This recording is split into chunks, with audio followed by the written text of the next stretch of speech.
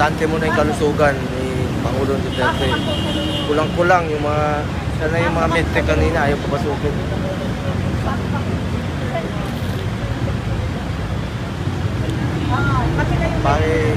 Nakikiusap po ako, pagdasal po natin si Pangulong Duterte. Okay lang, okay lang. Okay lang. Bababa na ako para Bababa na siya. Bababa na ako para makabalik na siya. Hindi na ako papasok. Ayaw akong papasukin dito.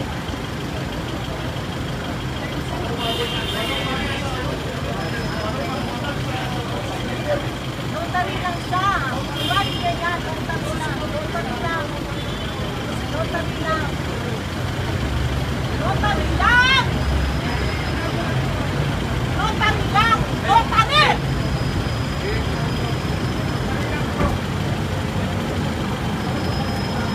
Karapatan ng presidente yan. Wala nang kaso eh.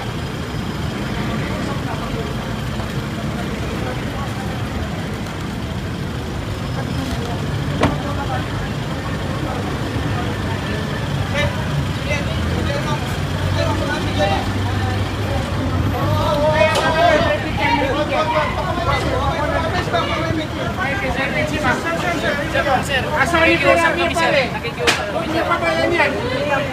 Sir, si ano, sir? Si attorney, sir. Yes, sir. Hindi po inawado. Nakibukas na lang. Notary na lang. Notary na lang. Bro, pagbigyan mo na. Notary lang yun naman eh. Nasa batas yan. Sir, makapasok na ako. Kung ano daw sir, yung lumabas sir, sila daw siya nakapasok sir. Di, sila lang. Sandali lang, tiniente. Sandali lang, may usapan naman tayo. Yung notary lang. Notary lang. Yun lang. May usapan naman tayo, yung notary lang. Notary lang ang papasok. May Sige. usapan tayo.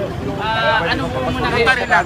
Pakiclear lang po. Okay, sir. Notary lang. Naiintindihan namin trabaho na yung pakiclear lang yung abogado lang. Yes sir, pinarating ko po sir. With Karapatan, regards sa... karapatan ng bawat Pilipino magkaroon ng abogado. Alam niyo yun. Pinarating ko po sir. Pinarating ko, unfortunately sir, yun po ang instruction sa amin sir. Naiintindihan namin Opo, kayo. sir. Naiintindihan namin kayo.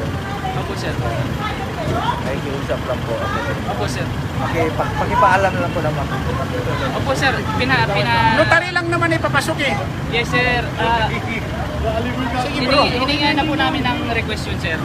Kami sir, wala kaming intensyon na i-obstruct sir ang batas. Pakipaalam na lang po. Opo sir, pinaalam ko na po sir. Pinaalam ko. Karapatan ng bawat Pilipino yan. Pinaalam ko na po sir. Teniente, ano raw